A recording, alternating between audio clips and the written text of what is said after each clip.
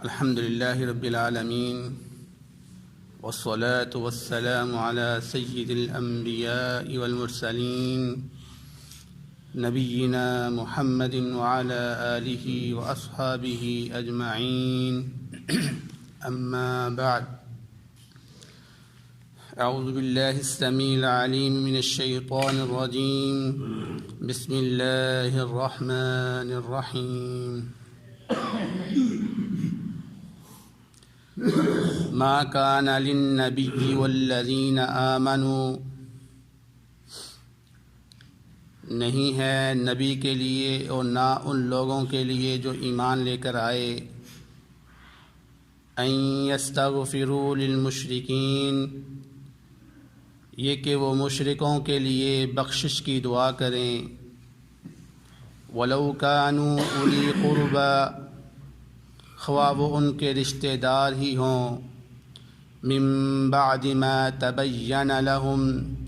اس کے بعد کہ ان کے لیے ظاہر ہو گیا انہم اصحاب الجحیم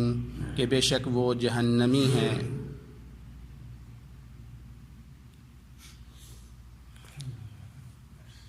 سورۃ التوبہ کی آیت نمبر 113 آپ کے سامنے تلاوت کی گئی ہے۔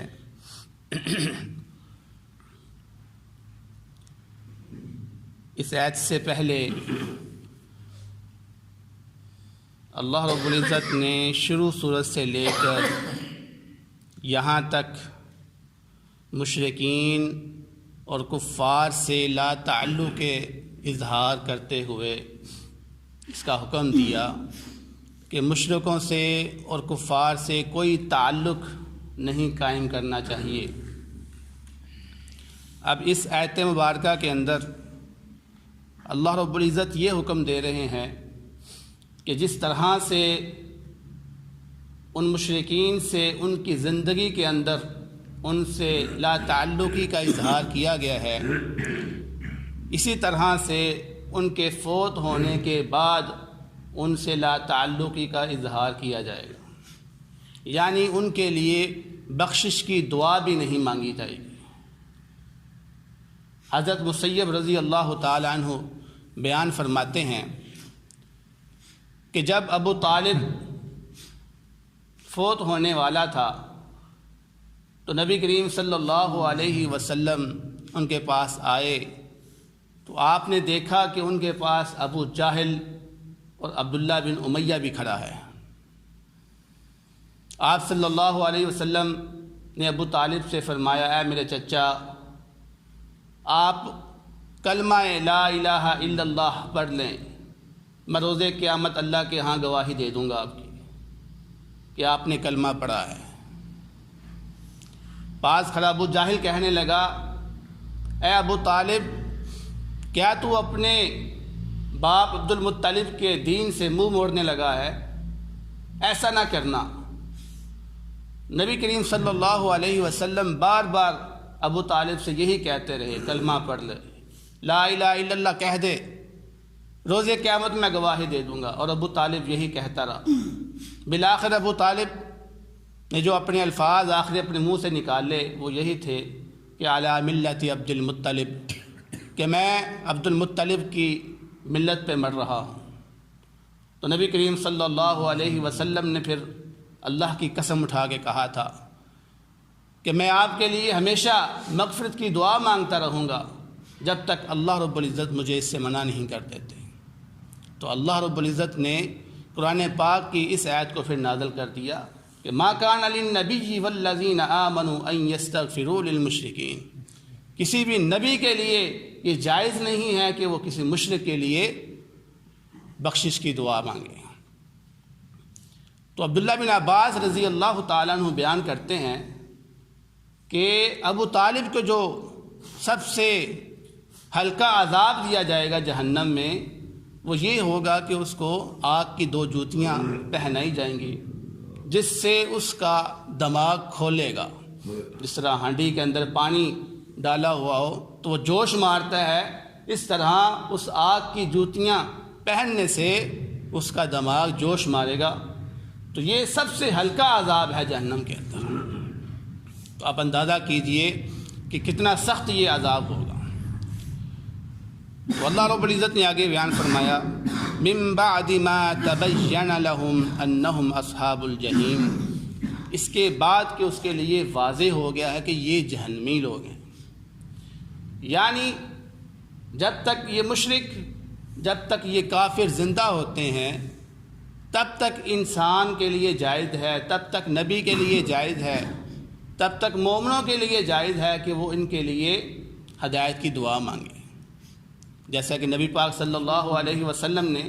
اپنی قوم کے لیے دعا مانگی، اللہم اغفر لقومی فإنہم لا یعلمون، اے اللہ میری قوم کو معاف فرما دے، یہ جانتے نہیں ہیں، ان کو میری قدر کا نہیں علم، ان کو اللہ کی قدر کرنا نہیں آتی، ان کو معاف کر دینا۔ تو جب تک وہ قوم زندہ تھی اللہ کے نبی صلی اللہ علیہ وسلم ان کے لیے دعا کرتے رہے، لیکن ان میں سے جب بھی کوئی مر جاتا تو یہ فیصلہ ہو جاتا اس کے لیے کہ اب یہ جہنمی ہو گیا ہوا ہے، کیونکہ اگر اللہ رب العزت نے اس کو زندگی کے اندر ہدایت نہیں دی مسلمان ہونے کی تو موت کے بعد تو بالاولیٰ اس کا کوئی راستہ نہیں ہے۔ تو اللہ رب العزت نے مشرک کے لیے جنت کو حرام کر دیا ہوا ہے، اللہ رب العزت نے مشرک کے لیے، کافر کے لیے جنت کو حرام کر دیا ہوا ہے، اس لیے فرمایا انہ من یشرک باللہ فقد حرم اللہ علیہ الجنہ ومأواہ النار وما للظالمین من انصار، کہ جو شرک کر کے فوت ہوتا ہے اللہ رب العزت اس سے جنت کو حرام کر دیتا ہے اور اس کا ٹھکانہ جہنم بن جاتا ہے۔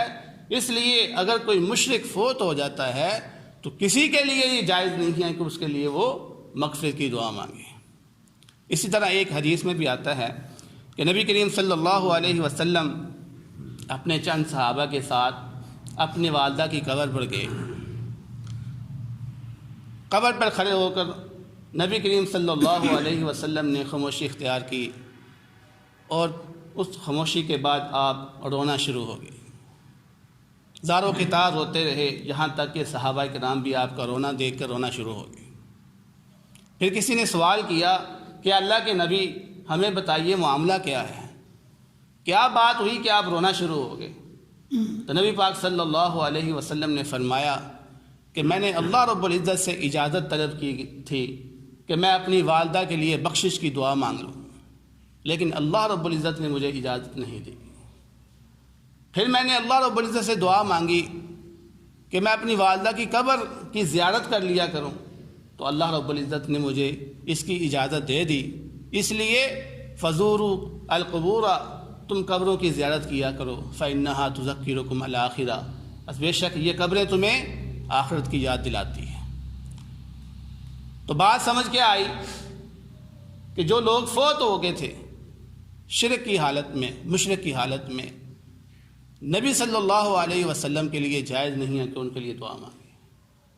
اب یہاں پر اللہ کے نبی اپنی والدہ کے لیے دعا مانگنا چاہ رہے ہیں، لیکن اللہ رب العزت نے ان کو اجازت نہیں دی۔ آپ اندازہ کریں کہ اپنی والدہ کے لیے بھی دعا نہیں مانگ سکتے، اور یہاں پر بسا اوقات بعض لوگ بڑے تعجب کرتے ہیں کہ نبی کی والدہ جو تھی نا وہ کیسے مشرک ہو سکتی ہے۔ تو یہ کوئی نئی بات نہیں ہے، آپ اگر نبوت کا سلسلہ دیکھیں تو حضرت نوح علیہ السلام کے بیٹے بھی مشرک تھے، حضرت ابراہیم علیہ السلام کے والد بھی مشرک تھے، وہ بھی جہنمی ہیں۔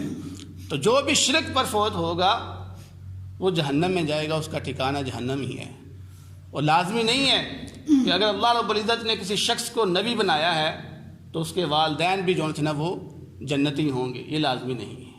کیونکہ اللہ رب العزت کے ہاں شرط یہ ہے کہ جو شخص بھی نیک ہوگا وہی جنت میں جائے گا۔ اس لیے نبی کریم صلی اللہ علیہ وسلم نے اپنی بیٹی حضرت فاطمہ رضی اللہ تعالیٰ عنہ سے بھی یہ کہہ دیا تھا کہ اے بیٹی یہ مت سوچنا کہ تیرا باپ نبی ہے تمہیں جنت میں لے جائے گا، نہیں نہیں نہیں، اے عملی عمل کرو گی تو جنت میں جاؤ گے۔ اس لیے یہ جنت حاصل کرنا وراثت میں نہیں ہے کہ ہمارا باپ اگر نیک آدمی ہے تو ہم بھی جنت میں چلے جائیں گے، ہمارا باپ اگر نبی ہے تو ہم بھی جنت میں چلے جائیں گے، نہیں نہیں نہیں، ہر شخص نے جو عمل کرنا ہے اس کی بنیاد پر اس نے جنت میں جانا ہے۔ اور یہاں پر بعض لوگ یہ بھی بیان کرتے ہیں کہ نبی کریم صلی اللہ علیہ وسلم نے اپنے والدین کو ان کی قبر سے باہر نکالا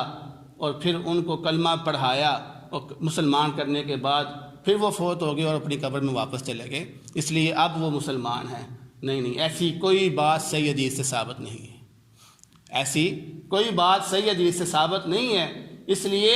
صحیح بات یہی ہے کہ وہ مشرک کی حالت میں، شرک کی حالت میں فوت ہو گئے ہیں اور ان کا انجام بھی مشرک لوگوں کی طرح ہے۔ تو دعا ہے اللہ رب العزت سے جو سنا ہے اس پر عمل کرنے کی توفیق عطا فرمائے۔ بہترین صدقہ جاریہ حاصل کرنے کے لیے اس ویڈیو کو لائک، کمنٹ اور شیئر کرنا مت بھولیں۔